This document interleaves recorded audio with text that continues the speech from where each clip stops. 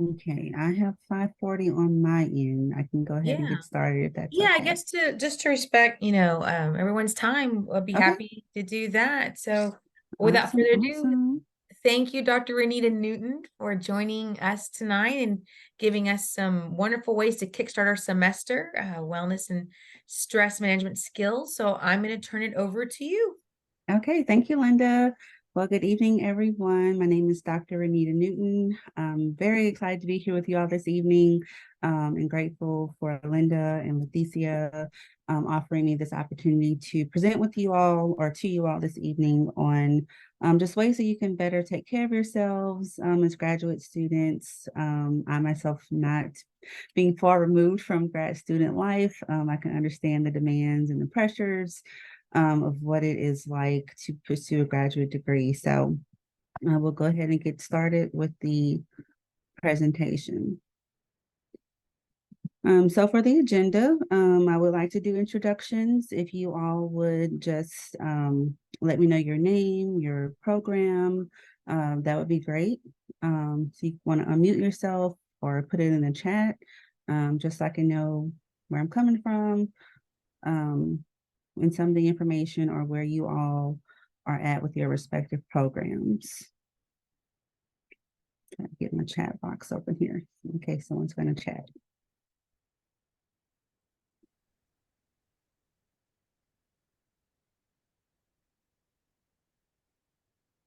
Okay, nice to meet you, Kat. Welcome. It's your first semester. Awesome. Best of luck. And the CMSS PhD, what program is that? Coastal Marine System Science. Awesome. Okay. Awesome. Way to go, STEM. That's awesome. And not to put on the spot, but Leticia Bazan is a doctoral student. Oh, welcome, Leticia. What program? Uh, thank you. No, I'm doing my educational administration higher ed. Awesome. So All right. Congrats. That's awesome. Linda's like, not to put you on the spot, but yeah, exactly. I'm just so proud of her. yes, likewise. That's amazing. It's gonna be fine. And then is that Mary May Mary as May? well? I think Mary May is in College of Business, I Okay. believe. Yeah. All right. Well, welcome, welcome. We'll have a small icebreaker. Thank you for your participation and engagement there. We'll go into talking about what is stress, types of stressors, negative effects of stress. I'll talk a little bit about the consequences of long-term stress, how to manage it, and then some helpful tips. And if you have questions, feel free to ask throughout, or if you want to hold those to the end, that's fine as well. So I am very mindful oriented as a person. I enjoy mindfulness. I enjoy just taking time to pause and reflect and just be in tune with ourselves, being aware of sort of where we are and doing a check-in with ourselves. And so I know it's week 2, but for me, being a counselor, we've already been quite busy. We've already had quite a lot going on. And so just encouraging you to take what you need today as we settle into getting ready to learn about stress, talk about it, have a open and engaging conversation about stress and how to manage it, and just your overall wellness as grad students. So take what you need today. As many of them, if you need everything, take them, take as many of them as you would like, and just kind of meditate on that as we go throughout the presentation. And so for me today, I'm feeling like I can use a little bit of strength, love, and boldness just to get through a new academic semester that's starting, already quite busy and productive. So take any of those descriptors that you might need for yourself. And this presentation will be sent to Linda so you all can have a copy of it after we're done this evening. Renita, I think we're still, I don't know if you switched to a different slide, but we're still seeing your main slide.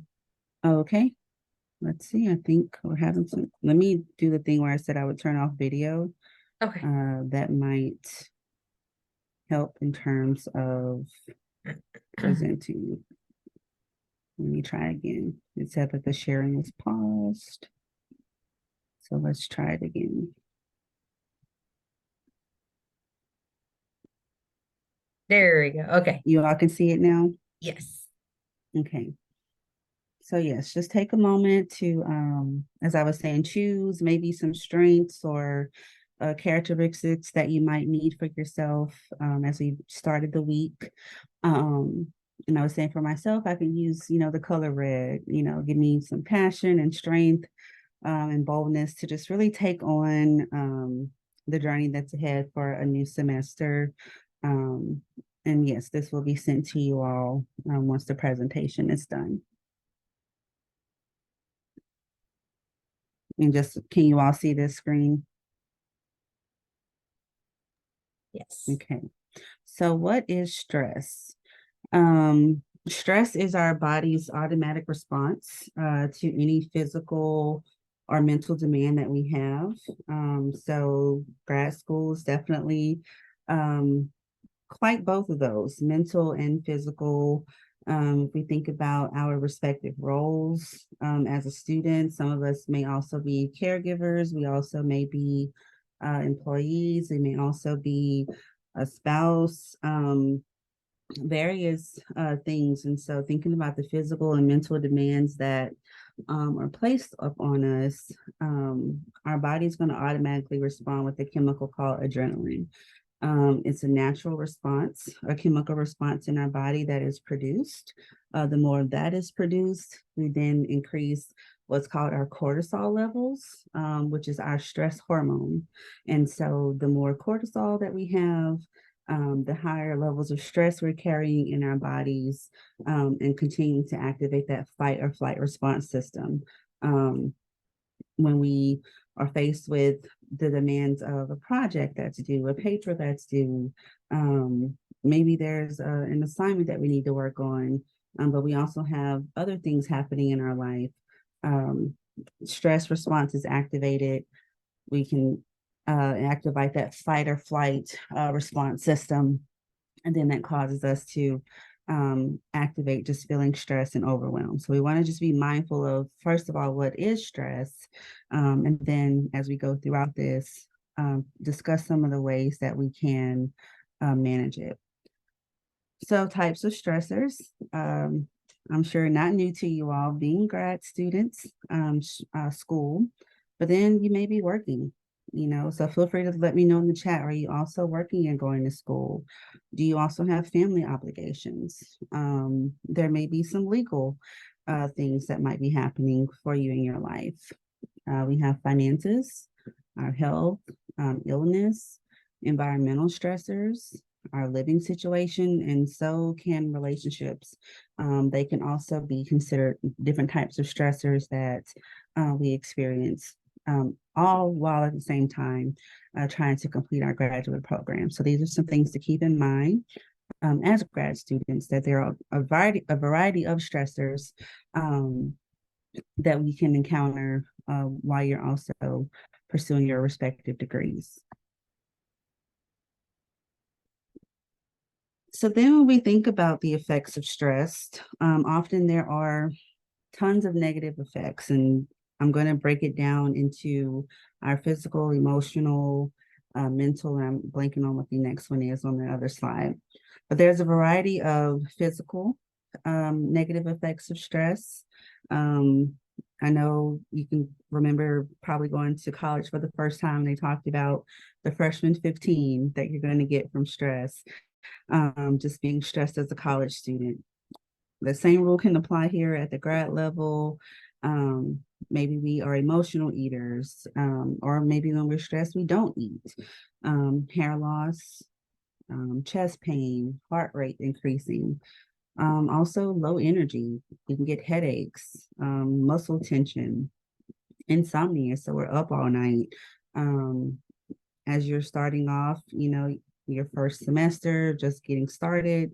Some assignments eventually may require you to push your limits of, maybe I'm used to going to bed at 8 o'clock, but now, I'm seeing 2 o'clock in the morning, like an all nighter. What is this?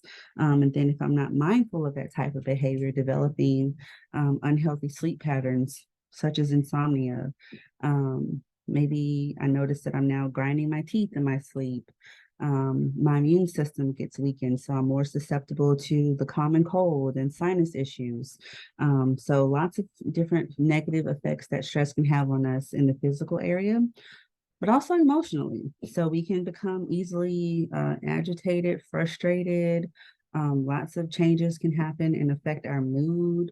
It may be very difficult to relax or quiet the mind. So finding a space where we are calm mentally, feeling bad about ourselves, low self-esteem, worthlessness, even leading into symptoms of depression, and then overall isolating and avoiding others. And so when we think about how that impacts us physically and emotionally, we are also mentally impacted. So this leads to things like constant worrying, forgetfulness, and disorganization, having a difficult time focusing, not really being able to judge clearly. So we're making possibly impulsive decisions, and really being pessimistic at times, only seeing the negative side of things. And so keeping that in mind, being mindful of how you are approaching your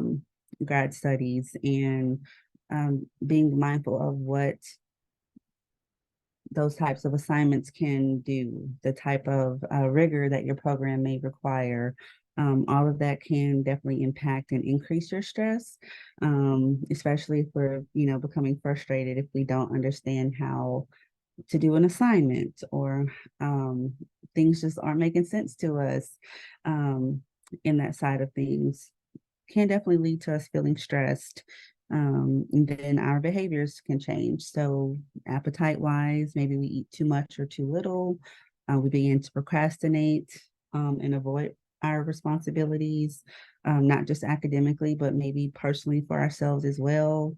Um, we may turn to alcohol use, drugs, cigarettes, or even things such as nail biting, fidgeting, and maybe you find it difficult to just sort of sit still. So you even engage in behaviors like pacing back and forth.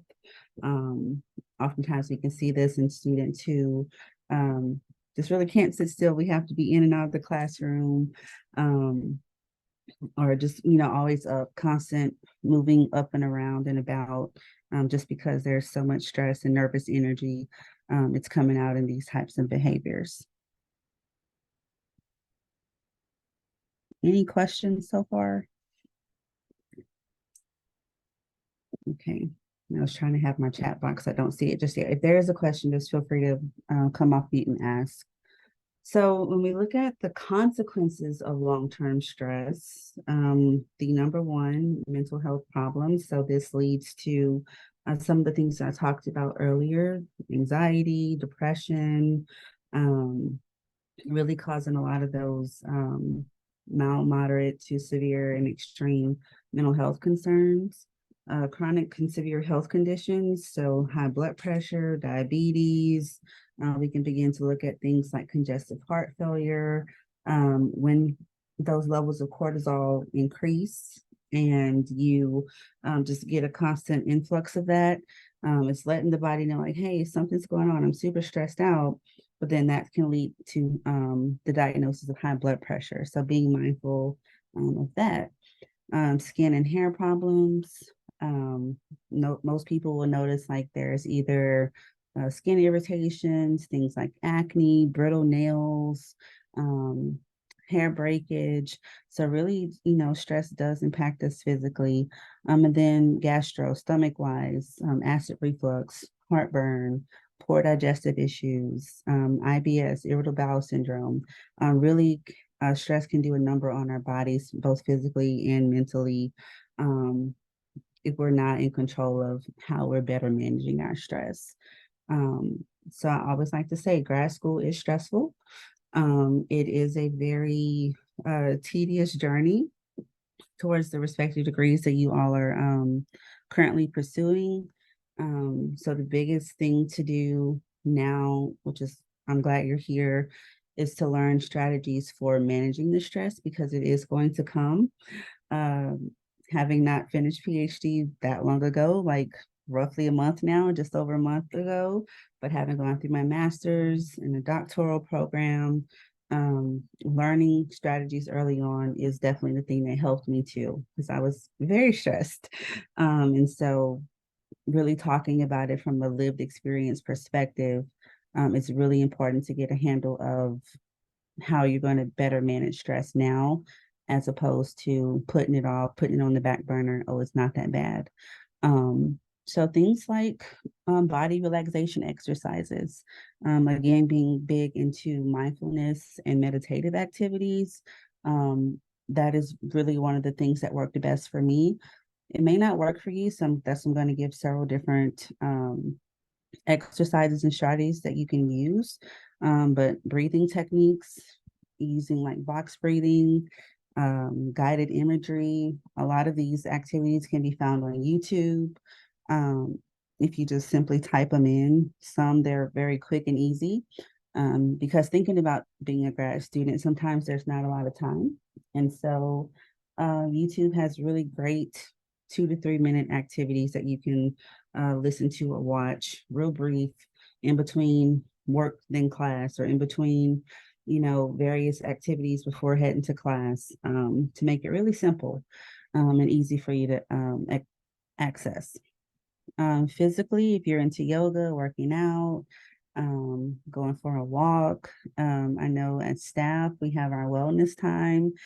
So that was one of the things that I also appreciated about being a staff and working on a doctorate program. Was I had my wellness time. That was 30 minutes added on to my lunch that I could use to go for a walk, just to really clear my mind, do some deep breathing, um, and just to kind of clear my head and process what was going on related to those stressful experiences that I was going through. Meditation, so reflecting, doing a body scan.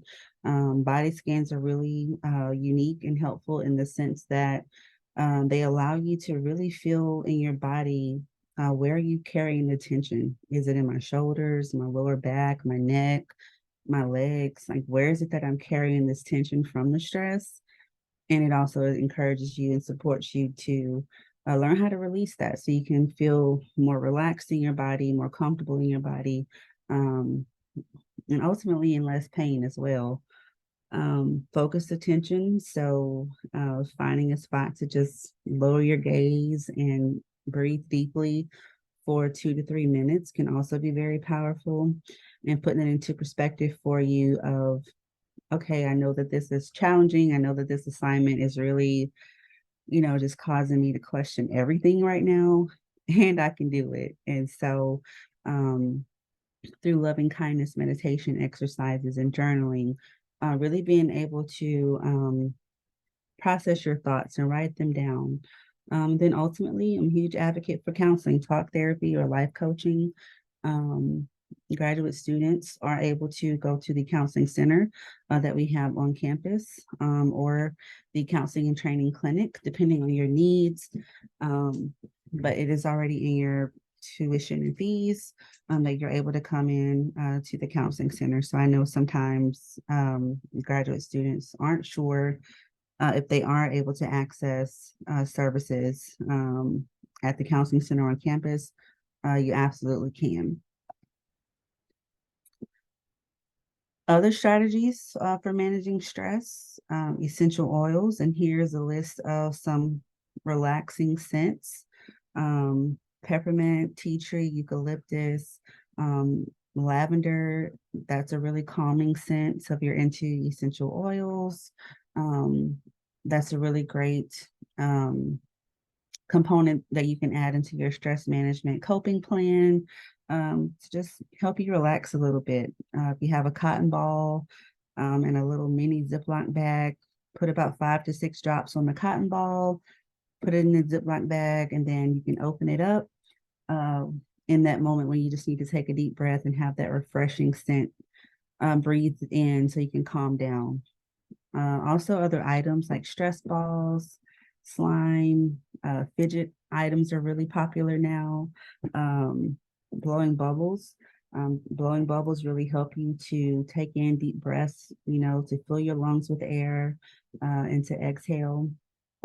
Breathing is really the central grounding technique that I would say that helps when we're trying to manage stress, because if we're not breathing properly, nor are we thinking clearly, and we're less likely to make rational decisions under stress. And so things like instruments as well, if that's your thing, drums, pianos, whatever that may look like.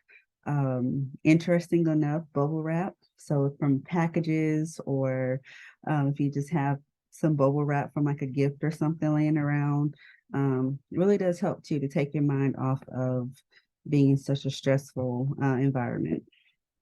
And then also adult coloring books. Those are also now pretty popular.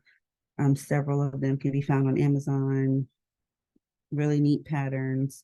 And I think the university, if they haven't changed it, there's also easy related and university related coloring sheets as well. I'll look for that and send a link with the presentation. And then some helpful tips. In terms of being a grad student and going through this very stressful experience over the next couple of years, few years for yourself, tips that I can say, these are from personal lived experiences, is to change perceptions and expectations. You're a human being, not a human doing. And so at times we can really want to perform, at such a high standard. Oh, thank you, Linda. I see it there. We want to perform at such a high standard. We want to get things done, type A personality wise, where it's perfection, it's done on time, it's done to the best that it can be done to. But I think changing perceptions and expectations of what we have on ourselves can help make a world of difference in terms of managing stress. So being more realistic, setting realistic goals. If I know that, I have work on top of school, on top of extracurricular activities, on top of just my life experiences outside of work, is it realistic of me to be able to say that I'm going to get all 4 chapters read tonight by 11:59 and take the quiz, or getting my first draft in by, the deadline. There are things that I can do to help myself, but in reality, sometimes things aren't turned in all the ways on time. Sometimes things need to be done with giving ourselves grace and compassion, to help us avoid feeling stressed and burnout. And then breaking things down into manageable tasks or jobs that we can do. So if it scares you a little bit that something will be turned in late, then what are the ways that we can avoid the procrastination and being able to prioritize and break things down into smaller, more realistic tasks that we can accomplish? So thinking about it from that perspective as well. Then setting boundaries. I am a social person, so I enjoy being out with friends, getting to meet new people. I just enjoy being out. And so there were several times where I had to really set boundaries and say, I can't go. Or if I really wanted to go, I checked in with myself and I gave myself permission to attend said activity or, dinner, but I can only stay for an hour because I, am committed to my schoolwork. I know that I have assignments that are coming up I need to work on. This draft of this chapter is due, so I can only give this much time and stick with that and be comfortable, saying no and setting boundaries. And with that, don't compromise your values and your beliefs for this. Stay true to yourself. Don't lose yourself in the process of pursuing a graduate degree. Um, Stay true to you, still have your life and still do grad school. Don't let grad school just take over and it's all consuming and that's all you know. Oftentimes we can see that, and that can also prolong and increase stress because this is all that I'm doing. I've not made time for myself. So scheduling time for you. I made it a thing for me, a real life experience where I would do monthly selfie dates. And that was my thing to keep me checking in with myself, checking in with the world around me, checking in with reality, because it was very easy to just sit at the desk on the laptop, researching, reading articles, taking notes, doing all the things all day. Like I could have done that all day.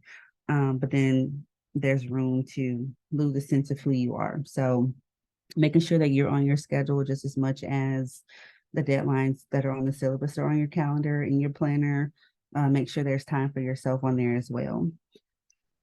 Funny enough, avoiding caffeine, I know you got to have coffee, you got to have your drinks. Um, and at the same time, caffeine can also have, if not done in a regulated amount, negative effects on stress, further increasing heart rate, making us jittery, um, allowing us not to be able to focus. Um, so trying things like teas or decaf or finding other energizing sources of snacks like almonds and healthier snacks that are going to give you that energy that you need, as opposed to high consumption of the caffeine intake. And then there's also free apps. A lot of these I use personally. The mindfulness app, Insight Timer, and Calm were probably my top three. And then Breath Ball, if you're needing to just regulate your breathing for a bit, you feel like you're getting overwhelmed. Um, you're in class or class was really rough that night. There's been several of those where you just needed to take a break and calm down, get yourself regulated. After going over all the steps that it would take to complete assignment one, utilizing these apps to just give yourself a space for calmness, relaxation, just some time to decompress. These are some helpful apps that are free. Some do come with subscriptions if you want, but for the most part they're all free unless you choose to upgrade on your own.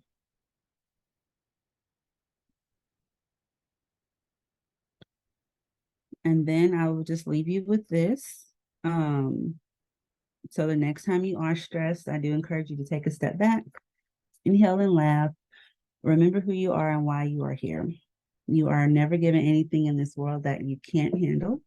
Be strong, be flexible, love yourself, love others, and always remember to just keep moving forward.